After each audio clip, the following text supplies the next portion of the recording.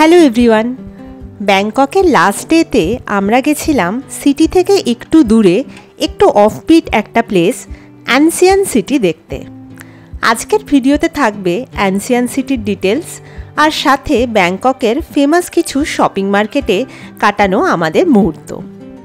Video ভালো লাগলে please একটা লাইক আর কমেন্ট করলে আর চ্যানেলে নতুন হলে সাবস্ক্রাইব করে নিলে আমাদের খুব ভালো লাগবে।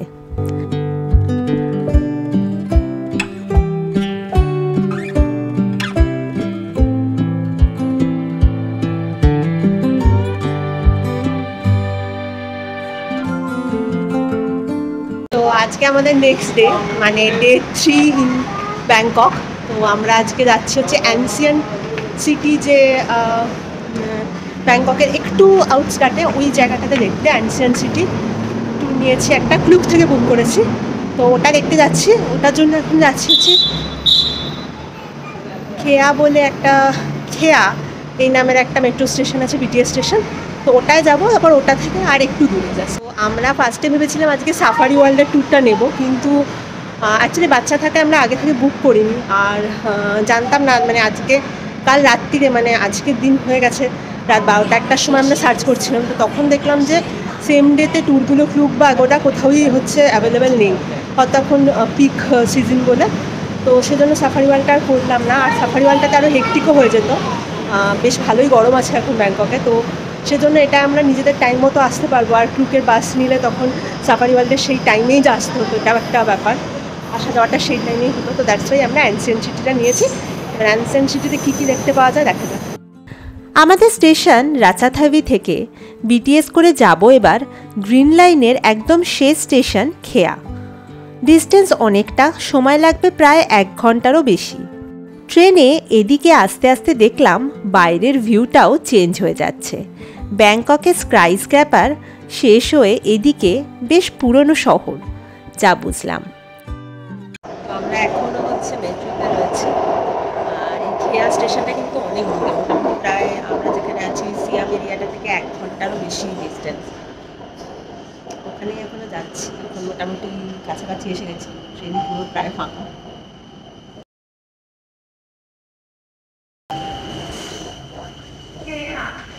স্টেশন থেকে বাইরে বেরোলেই দেখা যাবে এরকম শেয়ার্ড ভ্যান দাঁড়িয়ে রয়েছে।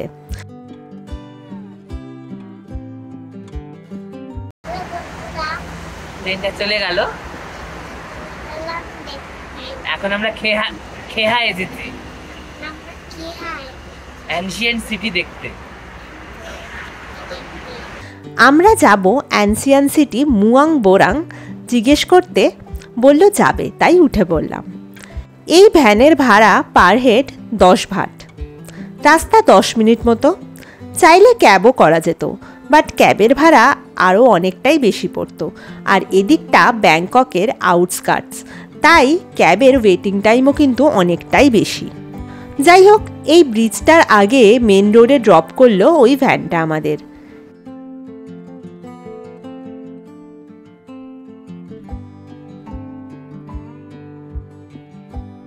একটুখানি হেঁটে আমরা ঢুকে পড়লাম মুয়াং বোরাং অ্যানসিয়ান সিটি।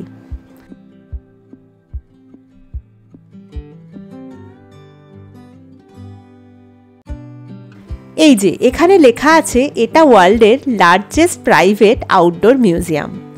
315 একর জায়গায় তৈরি এই অ্যানসিয়ান সিটি থাইল্যান্ডের শেপেই তৈরি। টিকিট কাটা ছিল আগোদা থেকে, অফলাইনের প্রায় হাফ দামে।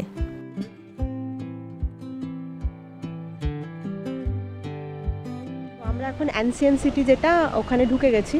ওখানে টিকিট তো কাটাই ছিল। এবার ব্যাপার হচ্ছে এই টিকিটটার সাথে একটা ইরাওয়ান মিউজিয়াম বলে কিছু টিকিট ক্লাব করে কাটা। তো সেটা তো আমি মানে দেখেছিলাম, বাট আমি ভেবেছিলাম ওই মিউজিয়ামটা বোধহয় এখানের মধ্যেই, বাট সেটা নয়। এই মিউজিয়ামটা আলাদা একটা জায়গাতে, সেটাই যেতে পারবো কিনা জানি না, কারণ অলরেডি প্রায় 1:30 পৌনে 2 বাজে। আর 2 থেকে 4টে হচ্ছে আমাদের একটা ট্রাম রাইড এখানে নেওয়া হয়েছে। মানে এই অ্যানসিয়ান সিটিটা এতটাই বড় যে পায়ে হেঁটে পুরোটা ঘোরা সম্ভব না। তো এরা এখানে ফ্রি একটা টুকটুক সার্ভিস ছিল, ওটা করে ট্রামের, যেখানে ট্রাম আসবে 2টোর সময় সেখানে দিয়ে গেছে। এবার আরও লোকজন থাকবে, এবার হপ আপ ট্রাম, সেটাতে করে আমরা যাব। 100 কটা টোটাল এখানে স্পট আছে, যেগুলো বোধহয় সারা দিনেও দেখা পসিবল না। তো এর মধ্যে হচ্ছে যে স্পটগুলো হচ্ছে ইম্পর্টেন্ট সেই সব জায়গাগুলোতে দাঁড়াবে 5টা জায়গায়, আর বাকি জায়গাগুলো হয়তো আমরা হেঁটে দেখে নেবো, মানে যতটা পসিবল কভার করা 2 ঘন্টায় ততটাই হচ্ছে কভার করতে পারবো, সেটাই দেখব। আর এটার সাথে হচ্ছে টিকিটের সাথে আমাদের একটা এত বড় ম্যাপ দিয়েছে, ম্যাপেতে যতগুলো স্পট আছে সব দেখিয়ে ক্লিয়ার করে সব বুঝিয়ে টুঝিয়ে দিয়েছে যে কোথায় কোথায় ভালো স্পটগুলো আছে, মানে ফটো স্পট বা যাই হোক সেইগুলো। এবার সেই সব জায়গাগুলো খুঁজে পাবো কিনা আদৌ জানি না, এত বড় জায়গা, তো দেখা যাক। আর ট্রাম ছাড়াও হচ্ছে এখানে বাইক আর বাইসাইকেলের অপশনও ছিল। এবার যেহেতু আমরা 3 জন আর আমি হচ্ছে বাইক চালাতে পারি না, তো ফলে আমাদের ওই অপশনগুলো আমরা নিতে পারিনি। না হলে বাইক নেওয়া যেত, পেছনে আর একজন বসা যেত, কিন্তু বাচ্চা প্লাস আর একজন, 2 জনকে ওরা অ্যালাউ করলো না, সেজন্য আমাদের ট্রামটাই নিতে হলো।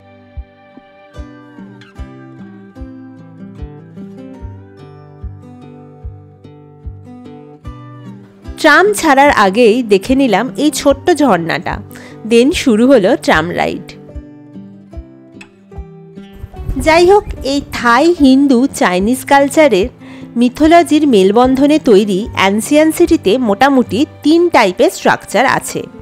কিছু রেপ্লিকা ফ্রম অরিজিনাল, কিছু রিকনস্ট্রাক্টেড ফ্রম অরিজিনাল, আর কিছু ক্রিয়েটিভ ডিজাইন।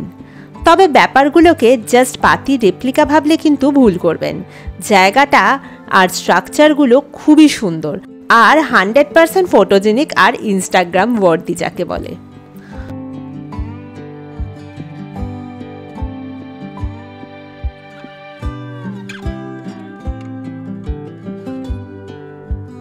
ফার্স্ট পয়েন্টে ট্রাম থামলো ফর 20 মিনিটস।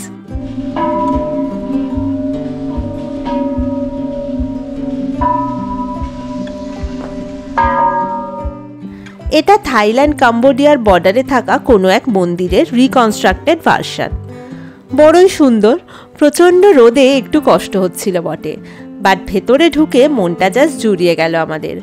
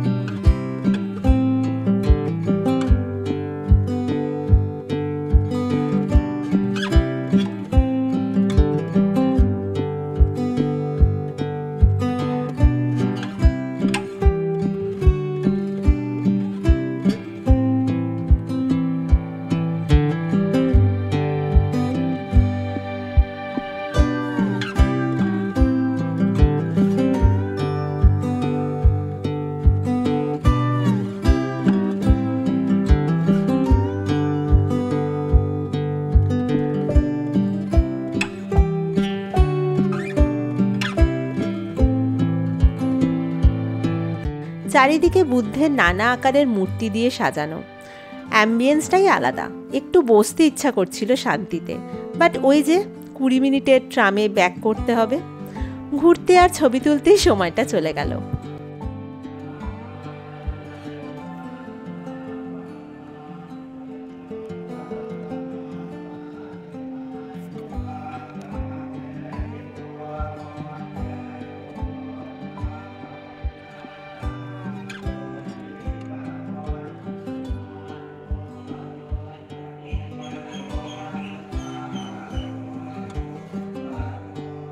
ফিরে এলাম ট্রামে।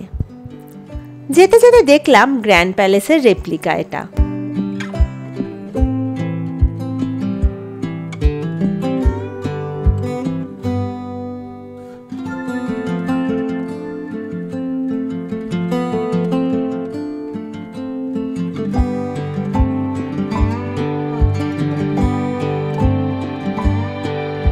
তার পাশেই থামলাম। এটা আয়ুত্থায়ার কোনো এক রাজার প্যালেসের রেপ্লিকা।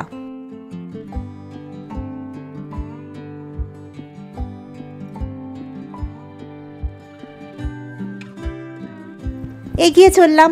আমাদের ওয়েলকাম করলো একটা বিশাল দাঁতলা হাতি। ছেলে হাতি দেখে খুশি হলো, তবে হাতির পায়ে শেকল বাঁধা দেখে আমরা কিন্তু খুশি হতে পারলাম না। এদিকে ওদিকে অনেকগুলো জায়গায় মধ্যে হাতি এবং আরও নানা রকমের অ্যানিম্যাল রয়েছে। পে করে অ্যানিম্যাল ফিডিংও করা যায় দেখলাম। এই প্যালেসও কিন্তু চমৎকার দেখতে।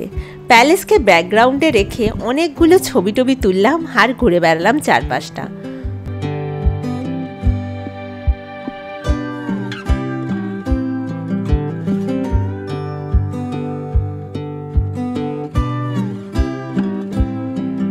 তবে এই অ্যানসিয়ান সিটি এতটাই বড়, একটা ফুল ডে লেগে যায় এটা ঘুরতে, তাও শেষ হবে না।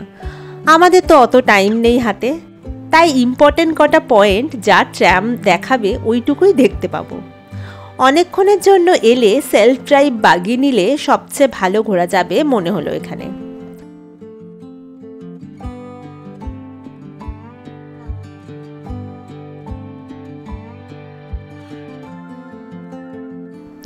নেক্সট এখানে ট্রাম থামলো। থাই ভিলেজের রেপ্লিকা করা রয়েছে দেখলাম।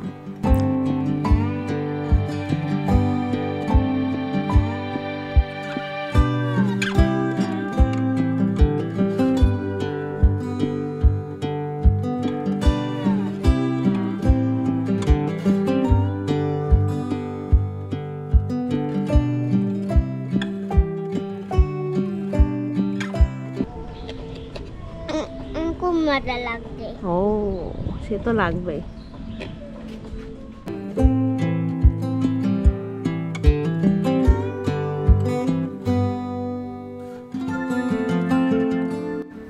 নেক্সট এলাম অ্যানসিয়ান সিটির মধ্যেই ওল্ড থাইল্যান্ড ফ্লোটিং মার্কেটে। একটা লেকের মধ্যে বাড়ি, দোকান আর মাঝখান দিয়ে রাস্তা। তবে জলের মধ্যে বোট চলতে দেখলাম না, যদিও সেটা দেখলে আরো ভালো লাগতো। এই জায়গাটাও বেশ ফটোজেনিক।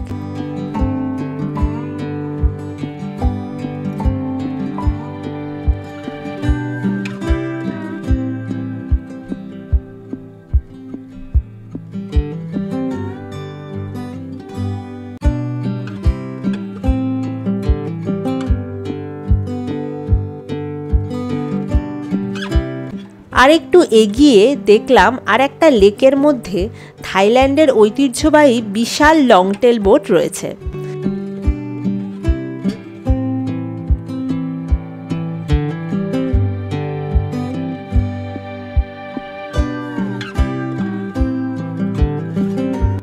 নেক্সট ট্রাম দাঁড়ালো যেখানে, সেটা হলো সুমেরু মাউন্টেন।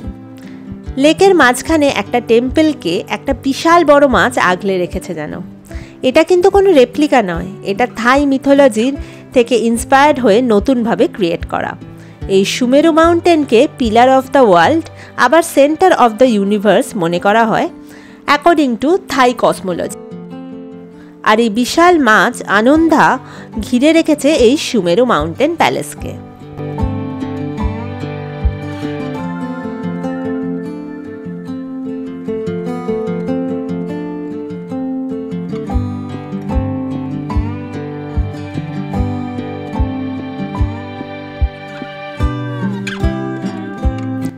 নেক্সট এরম কিছু পয়েন্টস দেখে এলাম প্যাভিলিয়ন অফ দ্য এনলাইটেন দেখতে।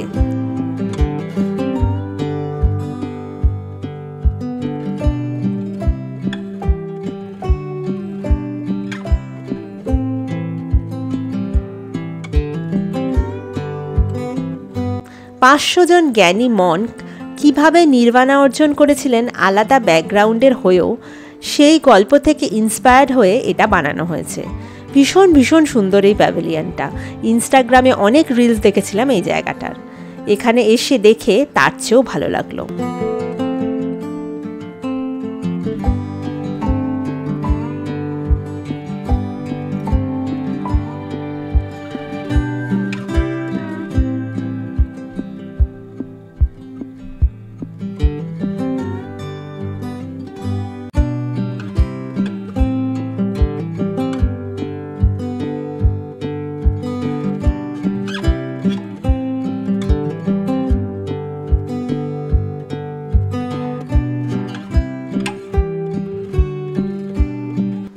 আর হ্যাঁ, অ্যানসিয়ান সিটির মধ্যে নিজের গাড়ি নিয়ে আসা যায় এক্সট্রা পে করে। আর এর ভেতরে প্রচুর দোকান আছে ফর স্ন্যাক্স, আর রেস্টুরেন্টও আছে। একটা বেলা এখানে কাটিয়ে ফিরে গেছিলাম হোটেলে। সন্ধে বেরিয়েছিলাম শপিংয়ে। ব্যাংককে আসবো আর নাইট মার্কেট দেখবো না, তা কি হয়? আমাদের হোটেল থেকে হেঁটে 15 মিনিট মতো দূরত্বে ব্যাংককের ফেমাস প্ল্যাটিনাম মল। ফার্স্ট দিন ইভিনিংয়ে চলে গেছিলাম সেই দিকে। রাস্তায় স্পা সেন্টারে ভর্তি, বাইরের ম্যাসাজ লেডিরা বসে আছে। পাশ দিয়ে গেলেই তারা ম্যাসাজ করাতে ডাকবে আপনাকে। এছাড়াও রাস্তার ধারে এরকম নানা জিনিস বিক্রি হচ্ছে, নানা রকম ব্যাগ, জুতো, ক্রক্সের অনেক অপশন। আর রয়েছে 70, 80, 90 ভাটে নানা রকম জুস।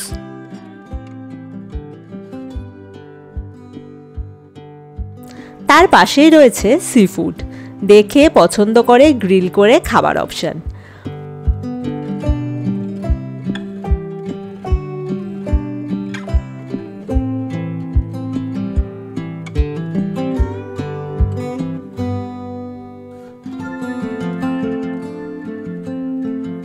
ওই যে প্ল্যাটিনাম মল, এই ওভারব্রিজটার একদিকে প্ল্যাটিনাম মল আর ওই দিকে ডিসেম্বর বলে একটা দোকান, এটাও ফেমাস। মলে ঢুকে পড়েছি, সামনেই 20 ভাটের দোকান। নানা রকম কিউট কিউট হার, দুল, হেয়ার অ্যাক্সেসরিজ রয়েছে 20 ভাট মানে 50 টাকায়। ও, 1 ভাট সমান আমাদের 2.5 টাকা মতো। এবারে দামগুলো সেই মতো হিসাব করে নেবেন। এখানে নাইট স্যুট আর কোয়ার্ডসের কালেকশন বাচ্চা আর বড়দের নানা দামের রয়েছে। এদিকে কি ব্যাপক ব্যাপক প্রিন্টের শার্ট, সব 200 ভাট করে। আর এই রকম ট্রেন্ডি ড্রেসগুলো 200 ভাট করে। রাত তখন 8:30 বেজে যাওয়ায় মল প্রায় বন্ধের মুখে। বাট যা বুঝলাম, এখানে খুব trendy shirt, top, pant, dress, coords, shorts, accessories সবই পাওয়া যায় রিজনেবল দামে। তাই এই মল এত পপুলার।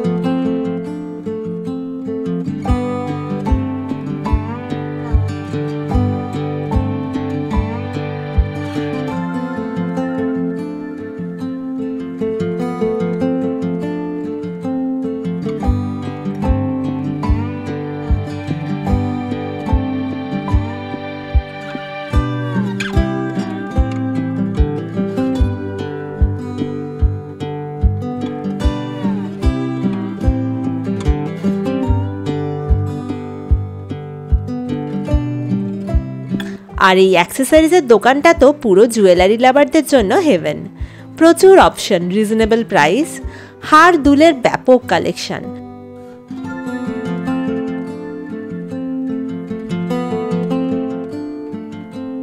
তাছাড়াও ব্রেসলেট, হ্যাট, সানগ্লাস কি নেই।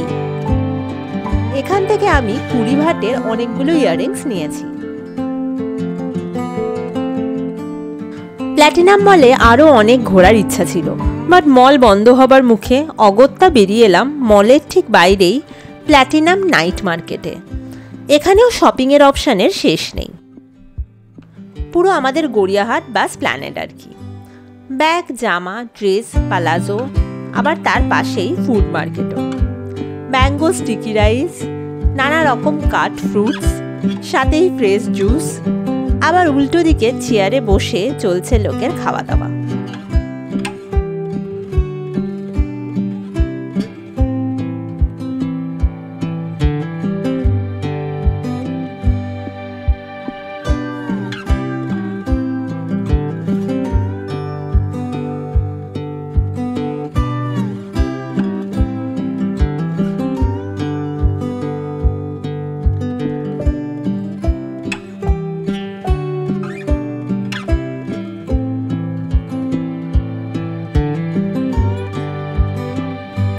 নানা রকম ফ্রায়েড রাইস, নুডলস, প্যাড থাই, চিকেন, ফিশ, প্রন, আরও নানা রকম মাংসের অপশন।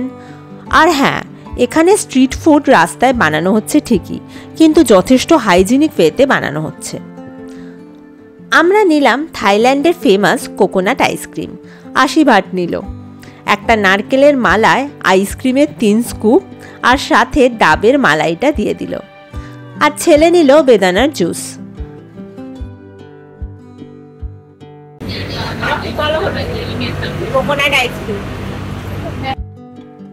আমার চরম লেগেছে এখানকার কোকোনাট আইসক্রিম।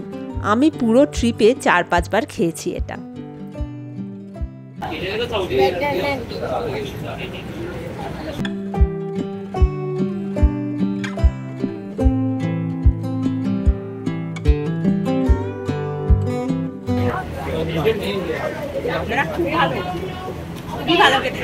খুব রেকমেন্ডেড।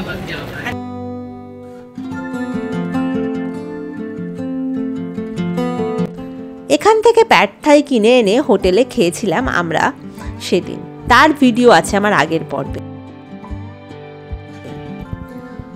আর থার্ড দিন সন্ধ্যায় গেছিলাম একটা বিখ্যাত মার্কেট, প্ল্যাটিনাম মার্কেটে। এটাও আমাদের হোটেল থেকে হেঁটে ওই 15-20 মিনিট মতো, চাইলে টুকটুকেও যাওয়া যায়। আর প্ল্যাটিনাম মল থেকে হেঁটে এটা 5-7 মিনিট মতো হবে। বাইওকে হোটেলের সামনে বসে এই প্ল্যাটিনাম মার্কেট।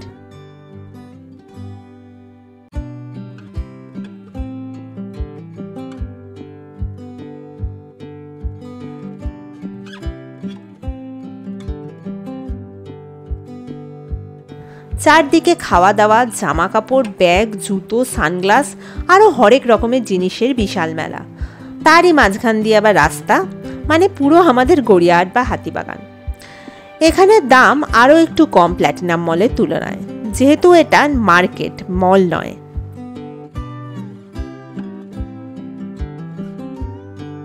এই ব্যাগের দোকানটায় কি ভালো ভালো কালেকশন সব, তবে দোকানের দাম ফুটের থেকে অবশ্যই কিছুটা বেশি। আর বার্গেনিং কিন্তু সব জায়গায় মাস্ট, তবে সব জিনিস এরা বার্গেন করলে কমাচ্ছে সেরকমও নয় কিন্তু। আর এই রং বেরঙের শার্টগুলো 150 বাট। আমরা 2টো শার্ট কিনেছি এখান থেকে। 200 বাট বলছিল, 1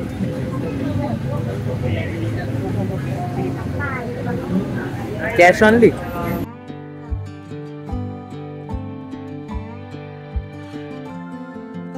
এই ক্রসের টপগুলো এখানে খুব ফেমাস, প্রচুর অপশন রয়েছে। আর এই ফুল লেন্থ ড্রেসগুলো 200 বাট করে, এরকম একটা নিয়েছি আমি।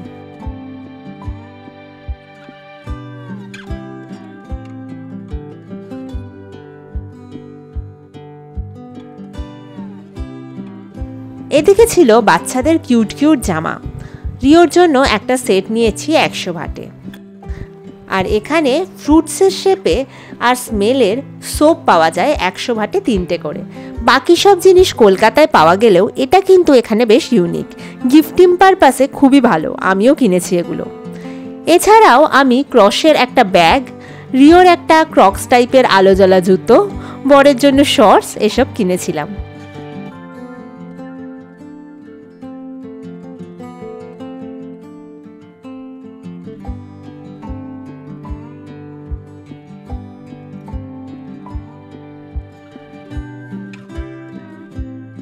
কেনাকাটা সেরে এদিনও গরমে কাহিল হয়ে কোকোনাট আইসক্রিম খেয়ে তারপর ফিরেছিলাম হোটেলে। আর উইকেন্ডে এখানকার আরও একটা ফেমাস নাইট মার্কেট বসে, সেটা হলো চাতুচাক নাইট মার্কেট, যেটা বিশাল বড়, মেনলি হোলসেল মার্কেট। অনেক কম দামে ভালো জিনিস পাওয়া যায় ওখানে। যাই হোক, থাইল্যান্ড সিরিজের ব্যাংকক পর্ব আপাতত এখানেই শেষ। নেক্সট দিন আমরা চলে গেছিলাম ক্র্যাবি, সেই গল্প থাকবে পরের পর্বে। টাটা সবাই, খুব ভালো থাকবেন।